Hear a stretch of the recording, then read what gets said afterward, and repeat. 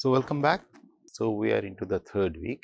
As I mentioned in my earlier class, that from this section, we will be talking about one of the very early models when I was telling you that in order to understand this, you have to understand the whole Sorber equation, then everything will make sense to you is out here. Now, this is that part. What we are discussing. In order to understand this, we have to go through this whole journey of basic Sorber equation, quartz crystal microbalance, piezoelectric material, QCM-D, and all the derivations and everything, because we wanted to get a very unique signature. And if you look at all these molecules which are here, these are all soft matters and they are all viscoelastic matters. Right. Now, coming back where I was, okay, with all these equivalent circuit models, and here it is where I am. Now, this is what is your final output data really looks like. Okay. Now, when we talk about the setup, again I give you an schematics of it. So, here you have the measurement chamber. Okay. The measurement chamber will have the flow modules. Quartz crystals are present here. You have a pump which is ensuring any kind of fluid movement, electronic unit which is controlling its different parameters which are given to the system or you are measuring from the system, and this whole unit is connected to the computer and the software which is driving the whole system. It's basically talking back and forth with each other. Okay. And same out here. So, this is the most simplistic version of QCM-D. The real apparatus is far more complex than you can think. What is important for you people to understand the complexity of it, and one of the most recent advancement which has been made, and I will come to that, where an electrochemistry setup has been coupled with a microbalance with dissipation monitoring, which they call it E-QCM-D. So, this E stands for electrochemical, and this is of course by this time you understand quartz crystal microbalance, and D for the dissipation. This is the most modern tool currently being used, and I will talk about it briefly at this stage, and in weeks to follow we will talk in depth about it. Electrochemical quartz crystal microbalance with dissipation E-QCM-D has emerged as a powerful in situ technique for complement electrochemical experiments. So, when we talk about the electrochemical experiments, so we are talking about some form of electrical changes which are occurring. So, say for example, let us think of this situation. Say for example, these proteins which are put there, they undergo some kind of a electron transfer during this process of attachment, detachment, or there is a surface interaction out here. Now, those electrical events, so there are two things which are happening. First of all, they are on the surface, you are detecting them, how they are, their viscoelectric property, their conformational changes, their interaction on the surface. Those are all the parameters which are structural parameters. But if you want to see an electron transfer on them, ionic transfer on them, then you need to couple this whole setup with the electrochemistry setup, where a molecule is giving out an electron, either it is absorbed by the surface or by another molecule. Say for example, imagine this situation that these proteins which are deposited on the surface, there is a hopping of electron from one to another. Say for example, or there are two different kind of proteins A, B likewise, and there is a hopping between A and B. Could you capture those? And those are signatures, mind it. Those are all different kind of signatures which are present there. In order to capture that, you have to couple this system with an electrochemistry setup. And if you could couple this whole system with an electrochemistry setup, then bingo, you are in a very different league altogether. So, quartz crystal microbalance with a dissipation QCM-D is a highly sensitive surface technique that monitors real-time changes occurring at the surface with nano-level sensitivity that we have already discussed, right? The interaction on the surface, adsorption, its conformation, is it viscous elastic, is it electrostatic interaction, or is it some form of a covalent interaction, or it is just a adsorption process. When combined with electrochemistry, it can provide information on mass and structural changes associated with electron transfer processes occurring at the electrode surface, such as electropolymerization, ion intercalation, corrosion, and electrodeposition. So, what you are doing is that you are increasing the power of one technique with another technique. So, you are getting real time structural and electrical and surface data, which of course will lead to other physical data like viscoelastic properties,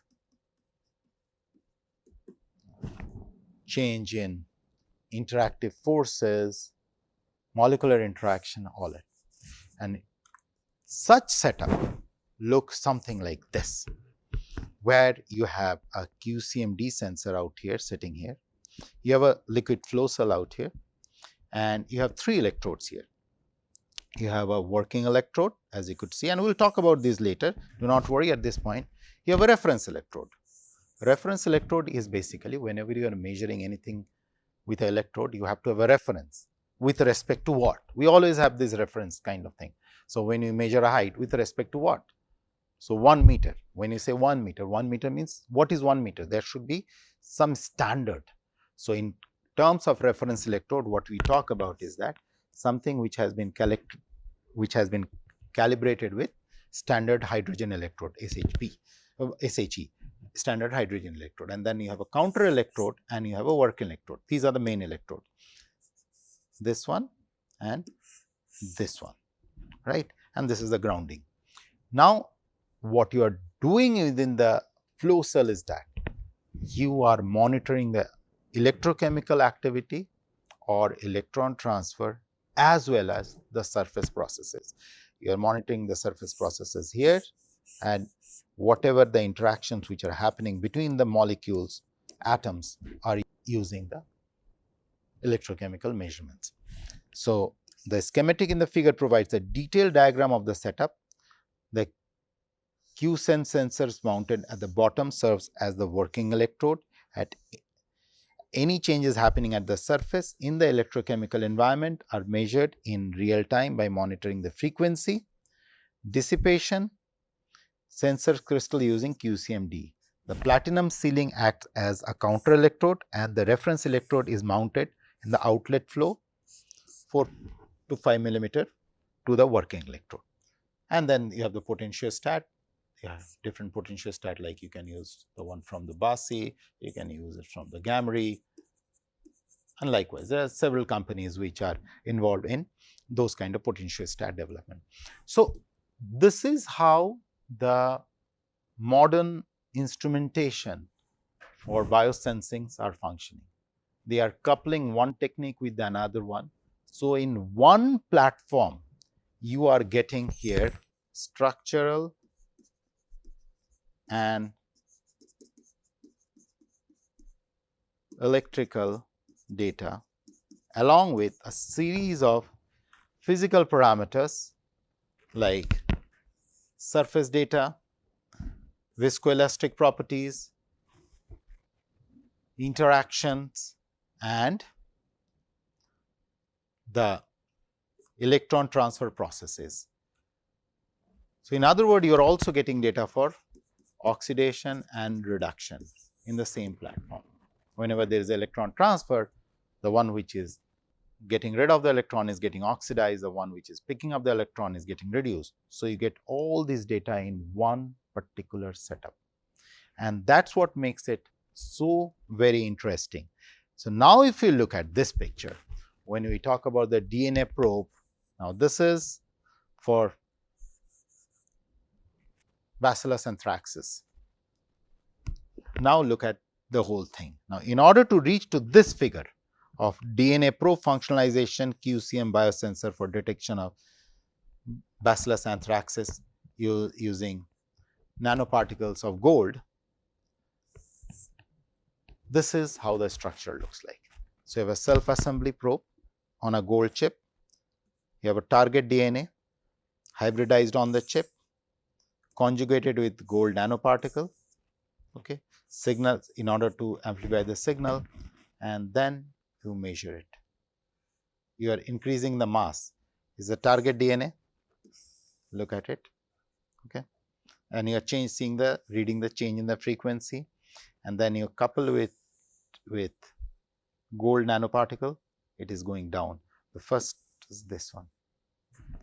Now, you realize in order to make you understand this one picture, I had to go back all the way to the history of how this quartz crystal oscillator, resonator, whichever you want to put it. So, whenever you see a simple biosensor, there is a long history. So, think of it, this whole thing, even much before that actually, 1800, Jack Curie, when they discovered around 1851 or so, 1959, and today we are into 2024. A piezoelectric crystal discovery, quartz crystal microbalance, piezoelectric effect, and today we have a quartz crystal resonator. So, no less than 200, more than 200 years. And today we are in a position that we could measure this. So, whenever we achieve something, we always have to acknowledge on whose shoulders we are standing. This is on whose shoulders we are standing. 200, more than 200 years of solid, rock solid science and technology and mathematics, physics, biology. Because if you have to understand even a single figure out here, if you do not know the whole basic. Now, if you see this figure and this whole thing, then let me take you back to this other figure. Now, this one, this is the frequency domain based on dissipation. Look at this figure. Isn't this the same figure, right? It's changing like this. So, this is what is happening. Of course, now you can add more and more complexity to this, and as we will move along, you will see how these sensors have developed over a period of time. So, this is our first complete profile of a sensor for anthrax. This is a QCM sensor which has been developed, published by people, and if you go for this particular paper, Accounts in Chemical Research, published in the year 2021, you will see the exact reference, the groups in the world who have done this kind of nice work. Read through it, and that will give you a very clear idea about what are the other places where QCM has been used, and wherever I will come across, I will again refer to those situations. Now, since all your fundamentals are clear, and if we once again revisit our very first slide where we started with this whole QCM business. Yes, we started from here and then we were here.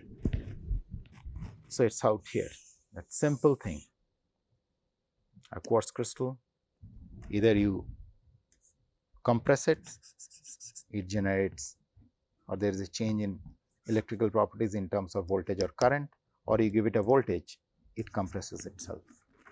The fundamental of piezoelectric effect, which was discovered in 1880,